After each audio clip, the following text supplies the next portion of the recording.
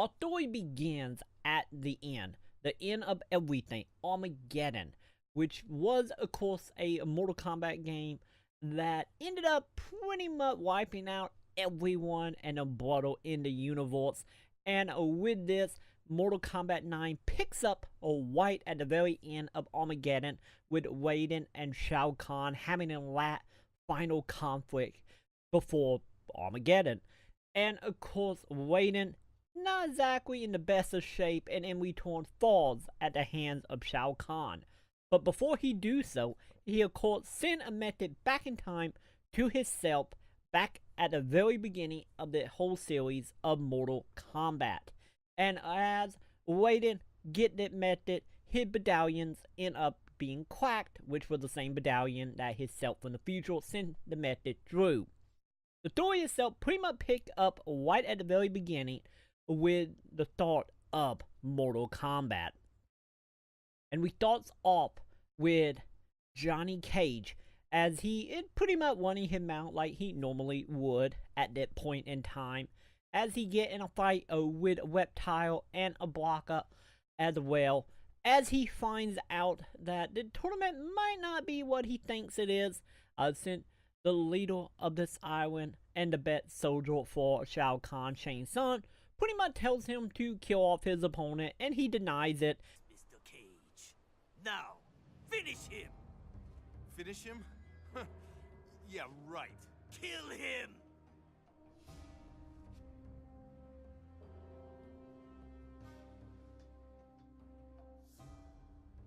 Whoa, wait a second. I'm not gonna kill anyone. And very quickly, we get a plot dump from Raiden explaining the whole Mortal Kombat and how the human realm only have one more Mortal Kombat to go, and if they lose this time, pretty much Shao Kahn will take them universe and become the leader of everything. So, in the haste of Johnny Cage not really caring, still not believing any of this is really life or death by any means, he runs after Sonya Blade, who he was hitting on in the very beginning, and very quickly realized that he gonna get in a little conflict with her, as she had not tolerating his crap anymore, since Sonya Blade at that point is trying to find her partner Jax, who had went missing, and on top of that, of course, finding Kano, who is the leader of the Black Dragon clan, who Or and Jack have been trying to hunt down for a while now, since he is a armed dealer and they are military. And then we quickly change over to Sonya Blade. Sonya Blade, of course, finds her partner locked up in a jail cell by Shang Tsung, but as she becomes any more angry, she in return almost challenges him to a fight, which Raiden ends up popping in and pretty much stopping right then and there, and help her get Jax out of prison. And as Sonya Blade and Jax are trying to escape since he is injured, sadly they realize there is no real way off this island, since Shang Tsung shoot down the only escape helicopter who was showing up to get them out, and Raiden shows up and let everybody know like he is now having visions, and he think that everyone pretty much needs to stick together and let the tournament play out as is, since he's not for sure how exactly to deal with time travel at that point. And we very quickly jump to the next day, where we find out that Kung Lao have actually been hiding among the soldiers or bodyguards, I guess we could say, on the island with the tournament. And in return, he is very, very bitter about how his clan of Shaolin Monk ended up picking Liu Kang to be the one to enter the tournament that time around for Alt Round. And he very quickly become very spiteful and decide to pick a fight with Scorpion, who is of course trying to find Sub-Zero.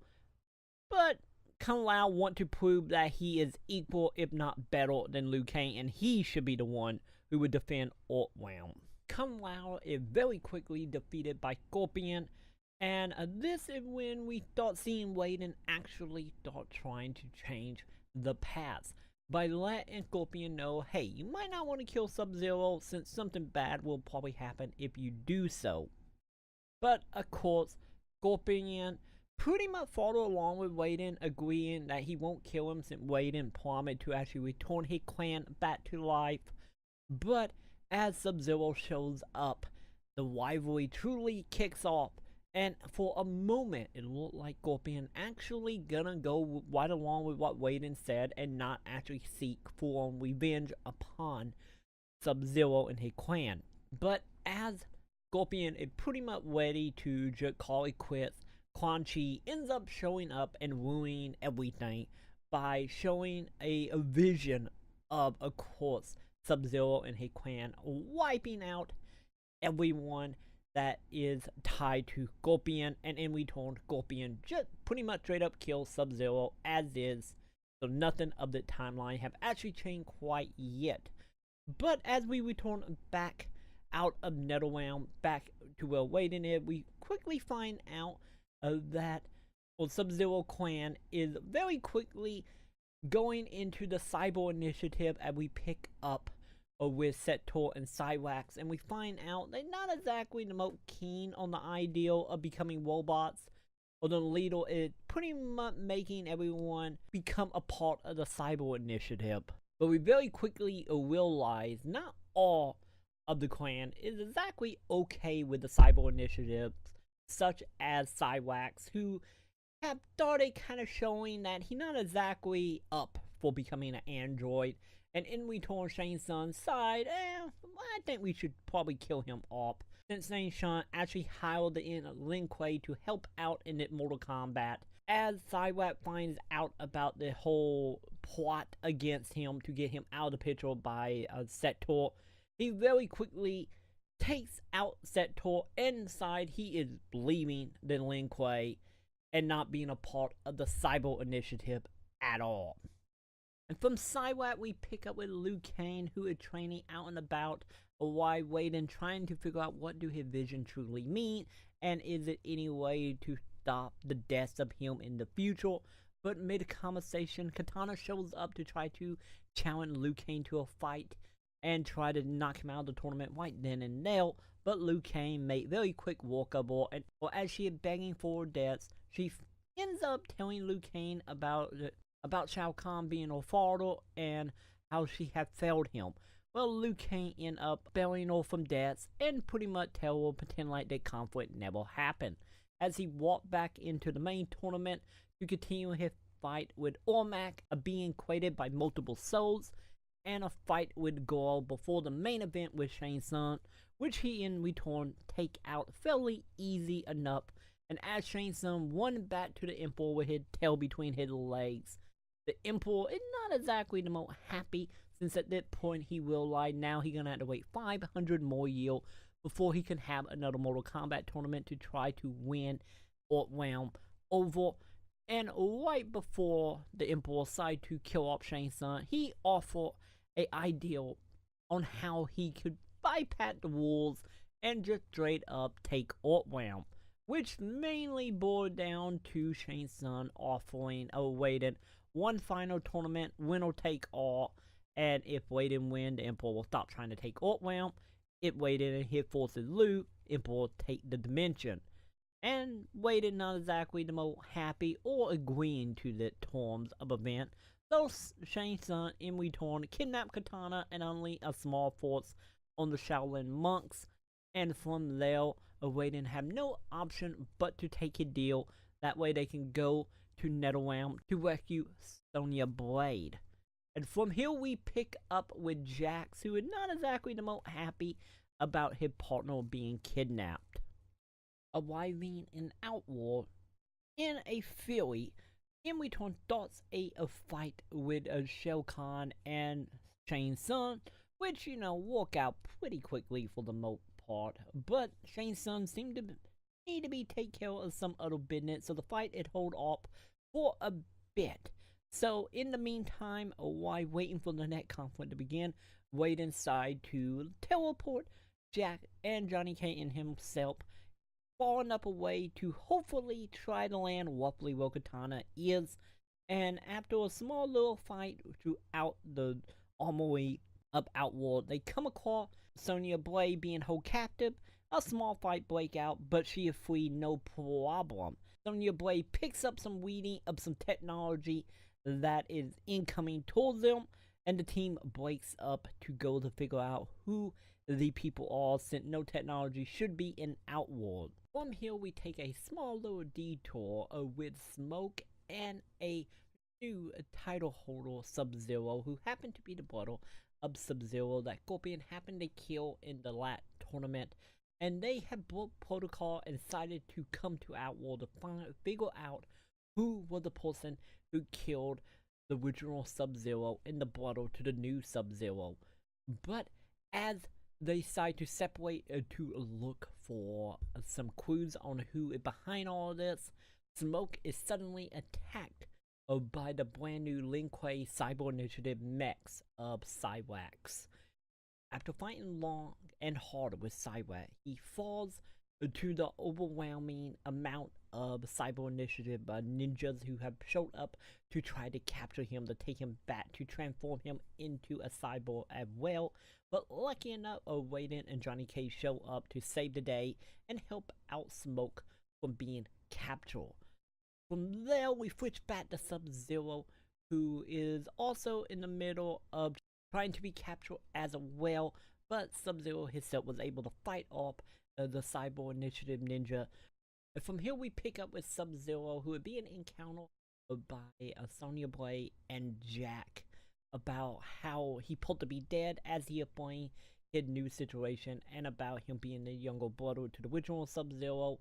But sadly, in the area they are in happened to be the domain of Ormac, who comes out of the blue from a slumber to whip off Jack's arms and leave him bleeding to death. But from there, Sub-Zero ends up letting Sonya know a way out of Netherrealm to get Jack to safety and hopefully fit his injury. And from there, he learned that Scorpion was the man who killed his brother, and he leaves for the main event area to confront Shang Tsung and the Emperor to try to get them to summon a Scorpion so he can finally get his revenge for his brother's deaths, to just sadly being interrupted once again mid-combat with Scorpion by the Cyber Initiative, who in return take him prisoner and bring him back to the Lin Kuei headquarters, and in return offer their help and loyal support to the Emperor. But on the upside to all this, any of Sub-Zero is gone. Katana is pretty much talked down to by her father, the Emperor, about how she failed him once again, because she was supposed to be keeping the ninjas at bay, since they are not supposed to be here in the fort plate, but thanks to or incompetent, the ninjas have showed up, and in return, cyborgs have showed up as well. Raiden is hoping to talk some sense into her and maybe in return actually get her to turn on her father, the Emperor. So Raiden meet up with Katana, letting her know, and in return tells her she might want to go check out a experimental little area that Shang Tsung have, which will hopefully give her answer and hopefully let her decide what side of the conflict she want to be on. But as she go down there to discover what exactly Raiden talking about, she discover that Shang Tsung is indeed trying to make clones of her to replace her as the princess to the throne of the Netherrealm. And as she fight Shang Tsung and take him in front of her father to let him know, like, hey, he doing this is some evil plan that he is doing, she finds out very quickly that Shang Tsung will actually order to do this. That way he can replace her and not have to deal with her at all. So in return, he captured Katana and sent her to the dungeons. And from here we pick up with Jay, who finds out about Katana being held captive. And as she is Katana caretaker before the Emperor came and invaded her dimension, she decides she's gonna go and try to break Katana out the best way she can by fighting her way all the way to the top hill. But sadly, she gets pretty outnumbered, and Katana tells her to run away and go try to find Raiden to get support heal, which she ends up doing, and Raiden is once again willing to help heal, as other fighters will fight in the tournament while Liu Kang and Kung Lao try them bet to go and save Katana. At Kung Lao and Liu Kang on the way to try to save Katana, they quickly realize that she actually been moved to the main Coliseum where the main event is happening for most of the fighting in the tournament, as they fight their way through a couple foes to make their way to the area. Liu Kang and Kung Lao ends up splitting up, with Liu Kang going to try to pull down Katana and Kung Lao to fight the random soldiers that the Emperor is throwing at him. As the fight continues onwards, he beat his way through a few people, and then suddenly, out of the blue, in the middle of a celebration of winning a handful of fights, the Emperor suddenly just snapped his neck on the spot, killing Kung Lao and sending Liu Kang into a fury, which in return ended with him supposedly killing the Emperor, or at least the Orc Realm believe they do. And as they return back home, the Emperor brought back with the power of the sorcerer Quan Chi, who have a brand new plan on how they can bypass the laws of Mortal Kombat by simply bringing Sadale back to life, which is Katana original model and original queen of Adania. And by bringing her back alive, breaking a deal that she made with the gods to protect Orc Realm from invasion. And so, with her back alive, the barrier had been broken and the Emperor invades. With the invasion underway, we pick up with two brand new characters, Cabal and Drago, as they are overlooking the invasion that is happening in front of them, and very quickly get involved fighting with Reptile, and then right along on the street with Melina and Kentaro. But sadly, in the conflict with Kentaro, Spitfire and set Cabal ablaze.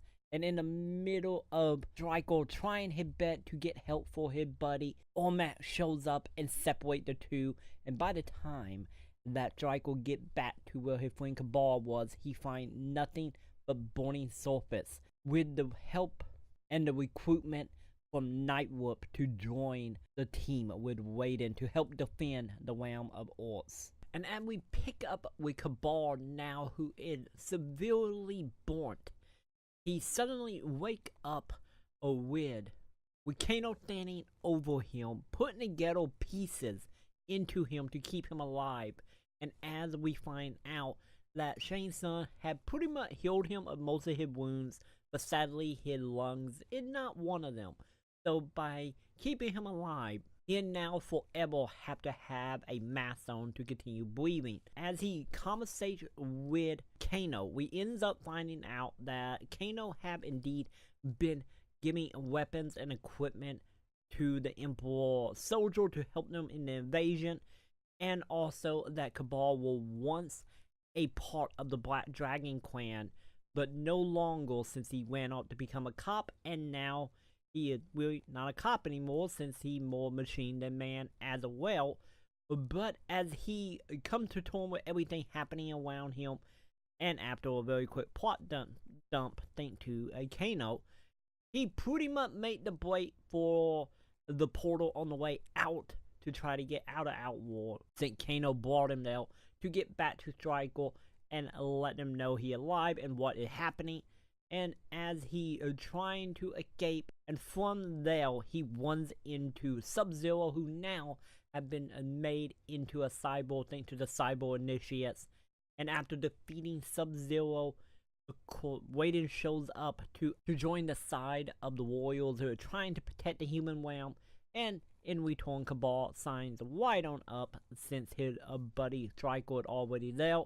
And Smoke shows up with Raiden as well to bring Sub-Zero back to the bait to see if Jack can actually get his memory back from being reprogrammed once the initiative of the cyborgness was initiated. And he does. And very quickly come up with a plan of using him as a spy to hopefully find out what Shao Kahn is doing and how to hopefully stop him. But like every plan in this, it quickly kind of falls apart as Sector realized that he had been messed with and had been reprogrammed. Once Sub-Zero takes care of the Sector, he ends up finding out that Kanchi and new Cybot is planning to sacrifice some soul to cast a spell in the middle of a graveyard inside of the city.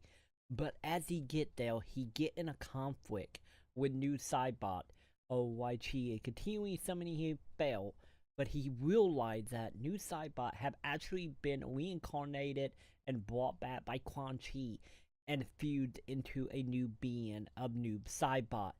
And a small brotherly fight breaks out with Sub-Zero realizing that he is no longer himself and Neo is new Cybot. So in return, the blood tie ended a long time before the conflict. By the time the fight with Sub-Zero and new Cybot ends, it seemed like Quan Chi spell finally completes itself as it thought trying to suck in the soul of every human being in the human realm. But lucky enough, Nightwolf shows up, get him out of there, and confront Quan Chi. And once Quan Chi was defeated, new Cybot rise once again to fight the Nightwolf, which he easily get rid of by shoving him into the portal that Quan Chi is using to suck in soul, and in return make the whole spell collapse underneath itself. And with that, Quan Chi runs away back to the Netherworld, while Nightwolf returns back to all his friends to inform them of what is happening. And with the discussion of what to do next, Raiden decides with Liu Kang next to him to go talk to the Elder Gods to find out why they are not stepping in and helping the humans. And as he away talking with the Elder Gods, sadly everyone else is surrounded by the cyber initiates who have showed up to try to kill all characters. But our main cast of characters ends up fighting them off and defeating every single one of them.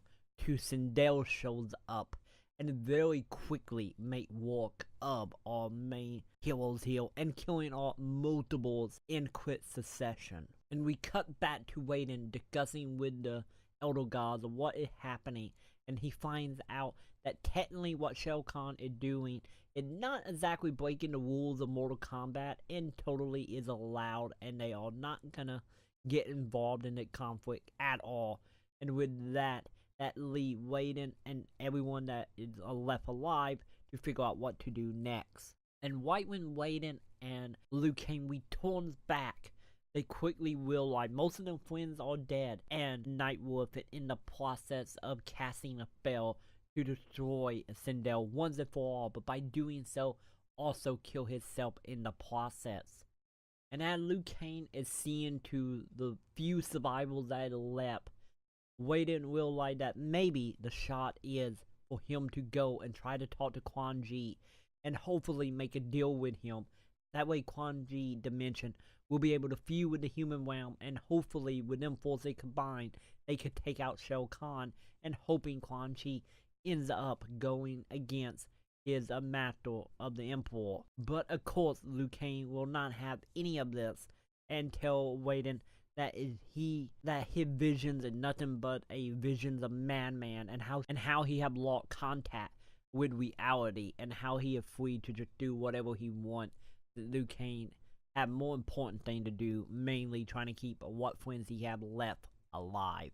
And with that, we cut to Raiden, who have teleported to the Netherrealm to try to make contact with Quan Chi. And standing in front of Raiden as he have entered the Netherworld is Scorpion, which Raiden have to deal with since Scorpion will not actually bring out his master Quan Chi. But after Raiden deal with him, Quan Chi shows up to see what Raiden wants, and Raiden begs to him to help. And Quan Chi is not really having any of this, since as he put it, the human race is pretty much dead. They'd be lucky to live a few more hours.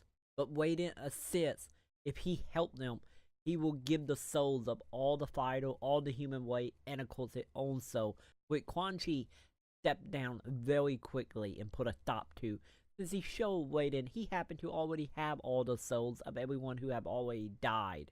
And with that, he tells Raiden to leave, and if not, he will have to try to kill him. And of course, Raiden ends up fleeing after fighting off a few of his friends' souls to return back to the human realm, where he had found a portal with the Emperor slowly stepping through. At that moment, he will like to let Shao Kahn merge the two realms together. And when that happens, it will be breaking the law of merger, since the law that was broken of invasion is fine, but merging the realms, not so much. And he hoped that the gods will step in and put a stop to it. But Liu Kang is net to him, realizing that what he is hoping for probably not gonna work, and waited it off his rocker. So Liu Kang start trying to fight the Emperor as he coming out of the portal, but in return waiting and not having it, and they get into a small fight that ends up ending with Raiden killing his friend Liu Kang and leaving him alone with Sonya Blade and Johnny Cage to fight the Emperor, with the Emperor make quick work of Johnny Cage and Sonya, and with that Raiden and left alone to fight him. And in a moment of doubt of begging the god to help him, the gods appeal and grant him enough strength to fight the Emperor one last time. And once Raiden can get the Emperor, weaken up, the gods can once and for all wipe him out and bring peace back to the human realm, which in turn does indeed happen, with the cost of so many loved ones, since the only people left alive of our heroes at that point is Raiden, Sonya Blade, and Johnny Cage. And with them leaving to help out rebuilding the human realm and deal with the fallen ally, Quan Chi shows up and start talking to his real master, which is Shinnok, the Elder God, as they discuss how all that went exactly as planned, and how now Shinnok can take over the human realm and the narrow realm in one go. And with that, that brings us to the end of Mortal Kombat 9. If you enjoyed this video, make sure you do like, favorite, and subscribe. And if you want to support the channel any more so, feel free to join my Patreon page and join the wonderful people that you see on screen right now. And if you're looking for more content or more Mortal Kombat content, feel free to click on any of the videos on the screen.